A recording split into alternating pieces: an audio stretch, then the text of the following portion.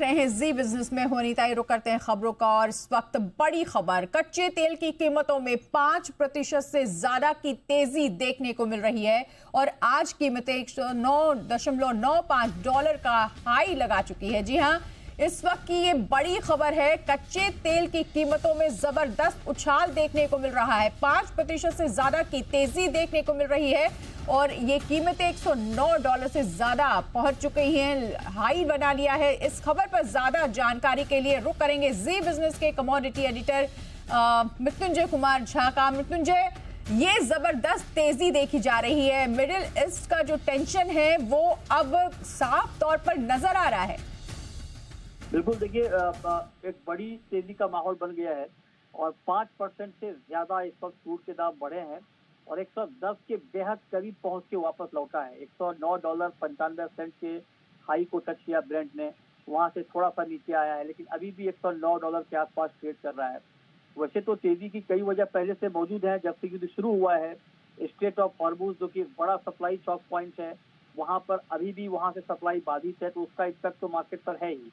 लेकिन आज की जो तेजी आई है, इसके पीछे ताजा वजह यह है कि ईरान के एक गैस फील्ड पर हमला हुआ है, इजराइल का और यूएस का, ऐसी खबरें आ रही हैं।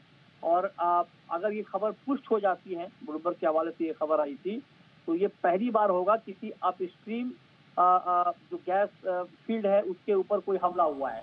उससे मार्केट में एक पैनिक मचा है, इसीलिए क्रूड के दाम बढ़ गए हैं क्योंकि सप्लाई बाधित होने की आशंका और बढ़ गई है, जिसका बड़ा इम्पैक्ट इस वक्त मार्केट के ऊपर दिख रहा है। तो आप ये मानकर चले कि जब तक इस तरह के हालात बने हुए हैं, सप्लाई घटने की खबर जब जब आएगी उस पर मार्केट रिएक्ट करेगा और 110 के आसपास ब्रेंट घूम रहा है।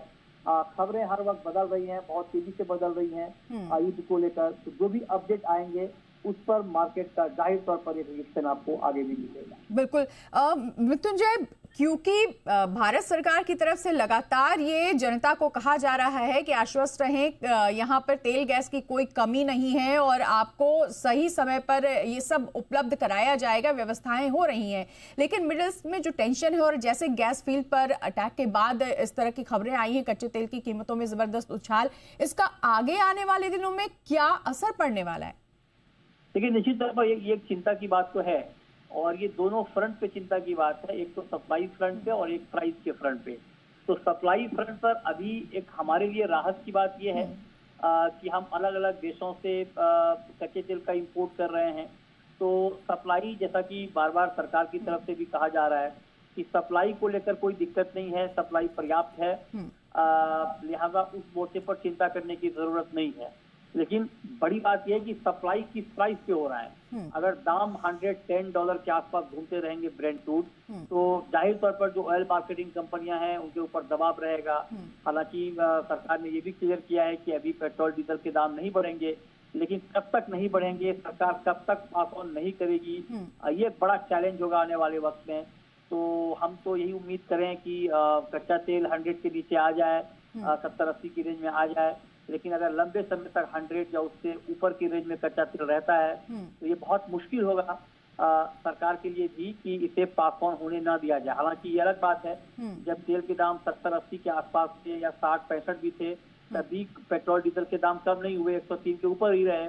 और जब रशिया से हमें सस्ता कच्चा तेल मिला तभी पेट्रोल डीजल के दाम कम नहीं किए गए। तो बहुत अच्छा खासा मुनाफा उस वक्त ऑयल मार्केटिंग कंपनियों को हुआ है। तो इसीलिए कंपनियां बर्डन झेल रही हैं, थोड़ा और झेल सकती है, झेलना भी चाहिए, क्योंकि अल्टीमेटली बहुत कम भाव पर भी क्रूड का इंपोर्ट हुआ था, तब भी दाम कम नहीं किए गए थे।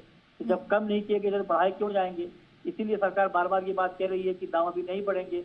उम्मीद करें कि जब तक दाम नहीं बढ़े तब तक ठीक है, लेकिन हाँ, अगर लंबे समय तक तेल के दाम ऊपर रहते हैं तो फिर ये बड़ा मुश्किल होगा आने वाले वक्त में कि कंज्यूमर तक पास ऑन ना हो।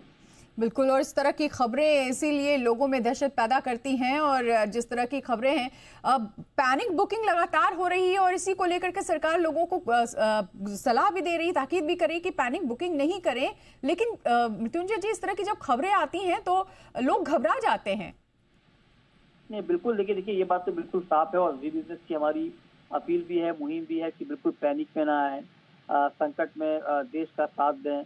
ये कोई भारत में पैदा हुआ संकट नहीं है, ये एक ग्लोबल प्रॉब्लम है, मिडिल ईस्ट का प्रॉब्लम है। और चूंकि हम नेट इंपोर्टर हैं, लिहाजा हमारे ऊपर भी इम्पैक्ट है और हमारे ऊपर क्या, दुनिया के तमाम देशों पे इसका इम्पैक्ट है। तो निश्चित तौर पर इस संकट की घड़ी में हम सबको संयम रखना है, पैनिक नहीं करना है, फैक्ट्स पे ध्यान देना है, अफवाहों पे ध्यान नहीं देना है।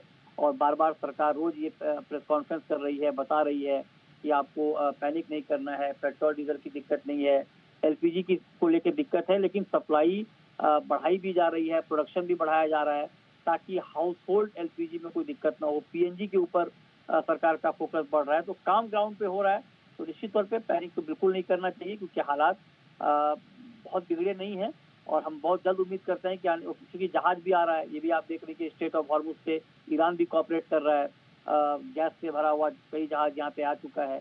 तो राहत की बात है, राहत आगे भी रहेगी, हमें यही उम्मीद करनी चाहिए। बिल्कुल राहत की बात है। हमारे देश के लिए सरकार लगातार निगरानी कर रही है और आम लोगों तक तेल गैस सही समय पर मुहैया कराने की पूरी कोशिश है। ऐसे में पैनिक ना होने की जरूरत है और संयम बरतने की जरूरत है।